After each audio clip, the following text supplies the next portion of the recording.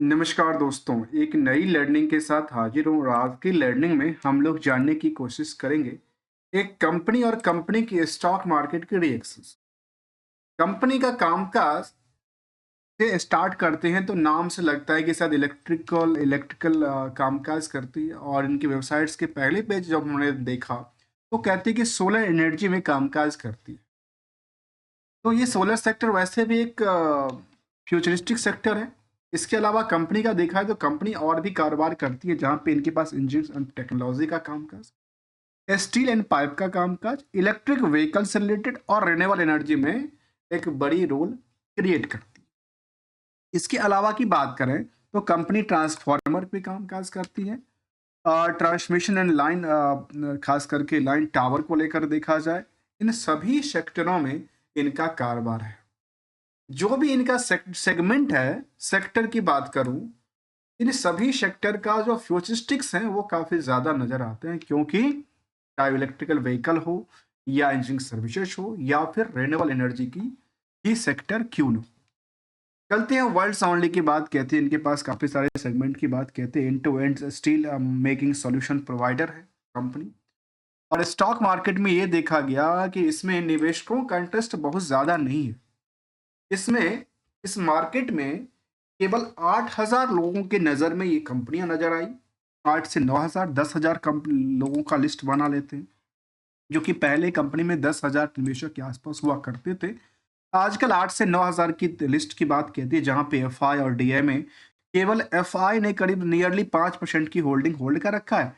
DI की कोई बड़ी भूमिका है नहीं। आम पब्लिक के पास यदि होल्डिंग के सवाल देखा जाए तो करीब करीब 64% के आसपास की होल्डिंग बना के चली है, जिसमें काफ़ी सारी कंपनी भी इसको क्या करती है, अपने पास होल्ड करके रखी है। कुछ सुपर इन्वेस्टर के नाम देता हूं तो ऐसा कोई नाम सामने नहीं आता, लेकिन कभी कभी काफ़ी काफ़ी यहाँ पे निवेशकों का लिस्ट देखा गया। इसमें कई बार हम कुछ चेक करने की कोशिश करते रहते हैं और उसमें कुछ रेंडमली निकल जाए तो अच्छी बात होती है। अब ऐसे हम जानने की कोशिश करेंगे इसकी चार्ट ग्राफ। चार्ट ग्राफ में देखा गया कि इलेक्ट्रोथर्म्स नाम की कंपनी है, जो कि इंडिया वर्ड लगा हुआ है, अर्थात क्या फॉरेन कंपनी है। इसको लेकर के यदि हम इनकी उसी पार्ट्स को देखें, निवेशकों का लिस्ट को देखें, तो शायद हमारे पास कुछ कंक्लूजन आ जाएगा। तो ये कंपनी कहती है कि western India specialities hospital limited के पास करीब 7% की होल्डिंग, और शैलेश भंडारी के पास, मुकेश भंडारी के पास 6% 5% की होल्डिंग की बात कहती है। ऐसा कोई बड़ी नाम तो नहीं दिखता जो कि फॉर्म से बिलोंग करती है। अब आते हैं मार्केट को लेकर। मार्केट में पिछले चाहे 1 महीने के चार्ट ग्राफ को देख लीजिए या पिछले 5 दिन के चार्ट ग्राफ को देख लीजिए, लगातार इन स्टॉक में डिमांड बढ़ी है। इस डिमांड के पीछे क्या वजह हो सकती है, उसको भी जानने की कोशिश करेंगे, और क्या डिमांड आगे चल करके बेटर परफॉर्मेंस कर सकती है। जिस हिसाब से अभी तक लास्ट, चाहे वो 5 दिन की बात करें या फिर 1 साल में ओवरऑल करीब करीब 500% तक की कोई स्टॉक में डिमांड बढ़ रही है, तो बड़ी लाजवाब की बात कहती है। जबकि स्टॉक मार्केट की रिएक्शन के बेसिस पे यदि आज हम इनकी फाइनेंशियल पोजीशन को देखें और इनकी कुछ समरी डेटा को देखें, तो वो इनको डिक्लाइन करती है। बुक वैल्यू कहती है 882 रुपया निगेटिव इम्पैक्ट। इंट्रेंसिक वैल्यू इसी चक्कर में बिल्कुल साइलेंट बैठी है, और इंडस्ट्रियल की पी के बेसिस पे जो स्टॉक का पी है वो अट्रैक्टिव बात कहती है कि यहां आज भी खाली खाली सी माहौल है। इसके लेकर के इंडस्ट्रियल का पी को रिकॉर्ड, मतलब यहां से मार्केट यदि चलती है तो सोचने वाली बात है। करीब करीब 500% की उछाल होना चाहिए, और ये प्राइस क्या आने वाले समय में 7500 तक जा सकता है, ऐसा कुछ टारगेट की बात कहते हैं। चलिए हम इनको भी जानने की कोशिश करेंगे। जहां आर ओ सेलेंट बैठी है, आर ओ सी की आंकड़ा 40% दर्ज करती है, और अर्निंग पर शेयर 298 रुपये कमाती भी है। 1,27,00,000 की नंबर ऑफ शेयर, जिसको हम हमेशा हाईलाइट करते हैं, इन्हीं शेयर के पार्ट को मल्टीप्लाई करेंगे करंट मार्केट से, तो मार्केट की कैप निकल के आती है करीब 1817 करोड़ की, जो कि बढ़ के हुआ। यहाँ पे देखा जाए तो 1,27,00,000 की होल्डिंग में जो कंट्रोल रहा प्रमोटरों का, वो केवल 30% दर्ज करती है, और उसमें से भी निगेटिव इम्पैक्ट की बात ये कहती है कि 7.67% की प्लेस करके रखी है। कि आज के डेटा तो इसमें अपडेट नहीं होता, वो तो क्वार्टरली अपडेट होता है। हम उसको भी जरा एक बार आपस में करेक्टली इंफॉर्मेशन की तरफ मूव करके देखेंगे। जहां तक कंपनी में ये सब सवाल के लिए हम लर्न कर रहे थे कि नहीं दोस्तों, ये तो एक समरी डेटा था, इसके पीछे हमें हकीकत को जानना पड़ेगा। जो क्या ये निगेटिव इंपैक्ट करती हुई बुक वैल्यू वाली स्टॉक, उसमें रैली के पीछे क्या वजह, डिमांड के पीछे क्या वजह, और क्या सेगमेंट वाइज इनका किस सेगमेंट से सबसे ज्यादा अर्निंग करती है, और कंपनी का खुद का रिस्क फैक्टर कितने पैसे से जुड़ा हुआ है, कितनी % पे जुड़ा हुआ है। क्योंकि कोई भी बिजनेस, कोई भी कंपनी क्या करती है, बिजनेस कैसी होती है, क्या वो सेल्स बढ़ाएगी दिखाने की, प्रॉफिट जनरेट करेगी, प्रॉफिट के पीछे कुछ हकीकत बातें होती है जो कि हमें बैलेंस शीट से पता चलता है। जो कंपनी अपनी हकीकत कितने तक छुपा के रखी है, कितने सामने दर्ज करती है। आइए इनकी हम उन कड़ी की तरफ मूव करते हैं जहां बिल्ड इट राइट की बात कहती है कंपनी। मैं नहीं कह रहा हूं, कंपनी की डेटाबेस से जो हमने डेटा कैप्चर किया उसकी बातें कहती है। कंपनी का नाम है इलेक्ट्रो थर्म्स इंडिया लिमिटेड। और इसको लेकर के जब हम इनकी फाइनेंशियल पोजीशन की तरफ मूव करेंगे तो हमने एक परत को जानने की कोशिश कर, क्योंकि हमारे सामने दो तरह के अलग अलग फैक्ट की बात निकल के आएगी।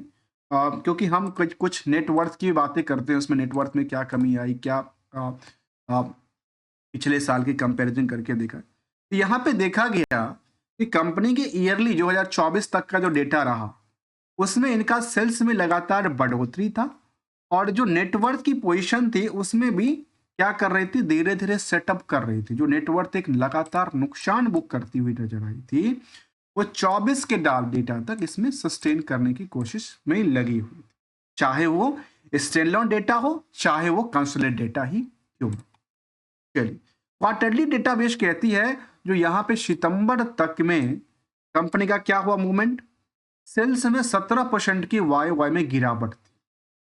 और ये गिरावट केवल एक पीरियड की नहीं थी, मार्च के बाद लगातार इसमें गिरावट ही दर्ज करती नजर आई।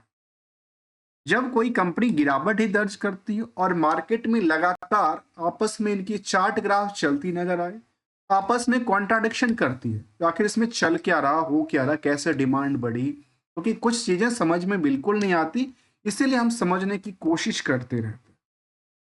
तो ये डेटाबेस कहती है इसको लेकर के। अब अगली करीब कहती है जो क्या इनको लेकर नंबर का क्या बात कहती है, तो नंबर को लेकर के देखने को आ रही जो कंपनी का खुद का कारोबार भी करीब 814 करोड़ करती है, और ओवरऑल कारोबार की बात भी नियरली 814 करोड़ की डेटाबेस दर्ज करती है। जबकि क्वार्टरली बेसिस डेटा में इनमें गिरावट है, प्रॉफिटिलिटीज को लेकर भी गिरावट देखने को मिला है, इंटरेस्ट की जो बर्डन है इनके पास वो काफी ज्यादा कहती है comparison to the other source of income. लेकिन इस लास्ट क्वार्टर में ये सेटअप बन जाती है और बेटर करती नजर आ रही। ईयरली ग्रोथ हमने देखा वहां पे, जहां पे काफी बेटर रिजल्ट की बात उन्होंने दर्ज किया नजर आया था, और उस बेटर रिजल्ट में हमने इन पार्टों को देखा जो यहाँ पे लगातार सेल्स में बढ़ोतरी का ग्राफ चल रहा था। उसको लेकर के हमने 12 महीने की डेटाबेस भी चेक किया, तो सामने ये निकल के आती कंपनी प्रॉफिटेबिलिटी के मामले में सितंबर का जो रिजल्ट आया था उसमें अभी तक के सबसे बेटर रिजल्ट क्रिएट किया नजर आया।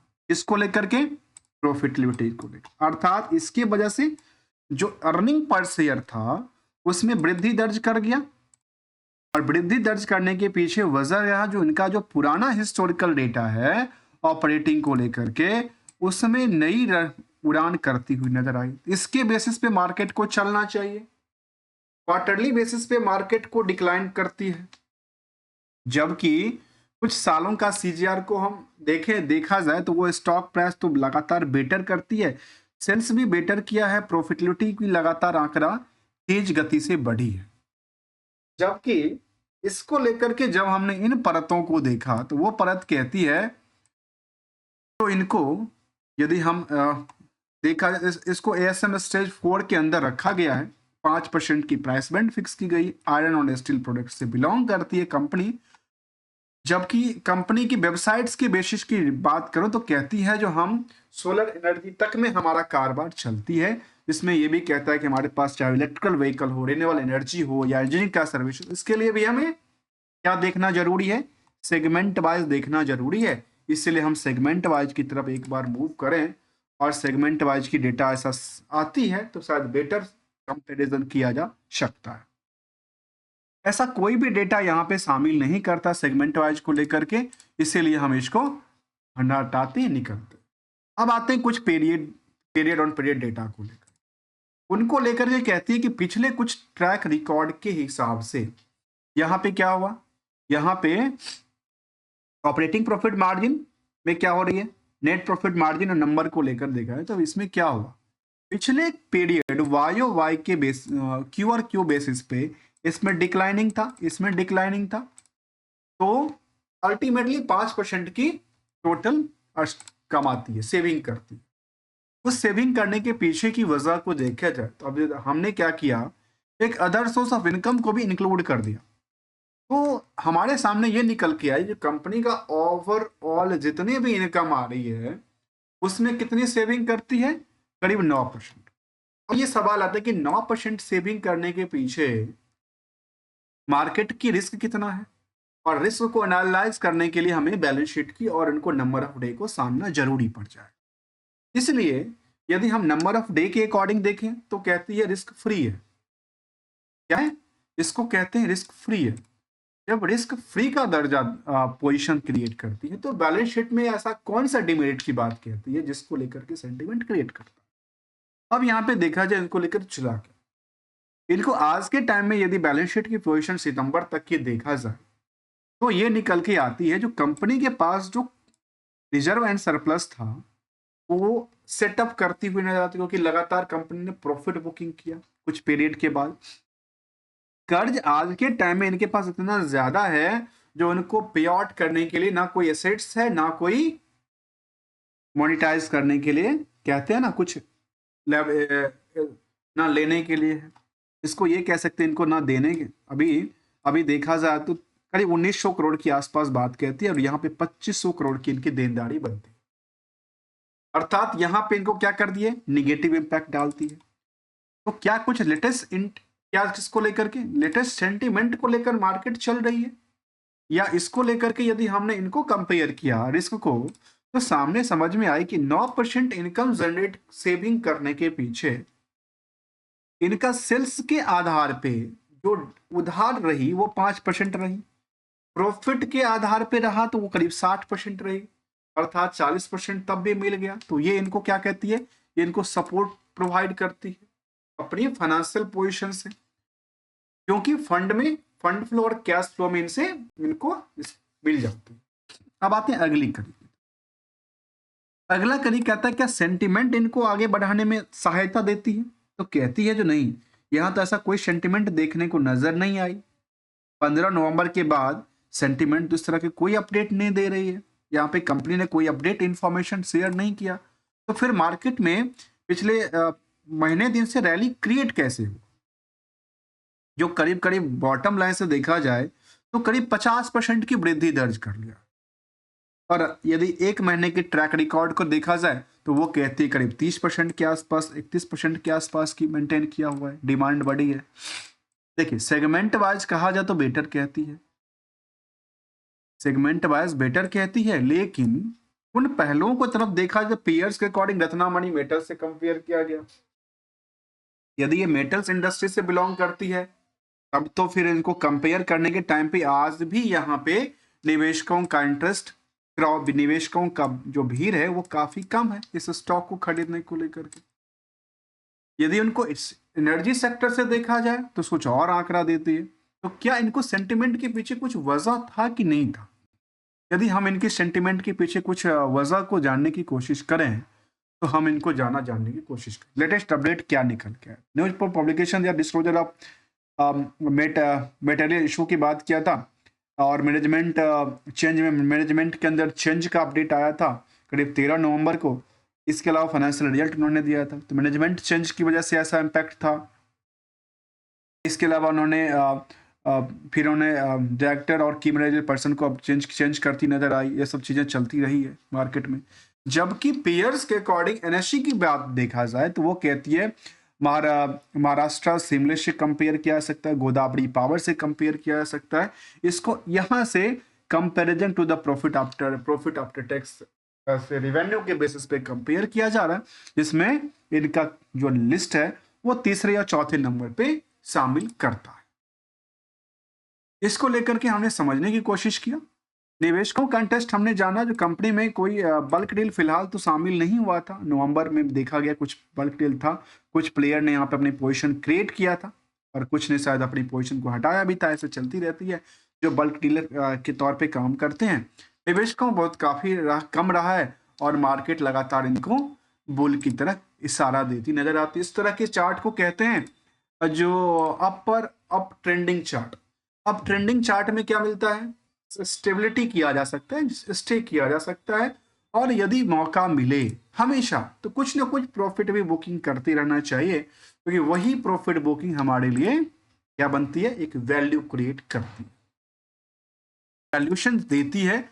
और जब मौका ना मिले और अपने जब जिस भी पोजीशन पे लिया और उसके विपरीत ही चलने लगे, ट्रेंडिंग रिवर्सल हो जाए उस समय के बाद, तो फिर प्रॉफिट के अलावा एक लॉस को भी सेटअप करने की, जिसको एसएल कहते हैं, और विदाउट किसी ट्रेडिंग एडवाइजरी और नोट्स को लेकर के। Thanks for the joining us.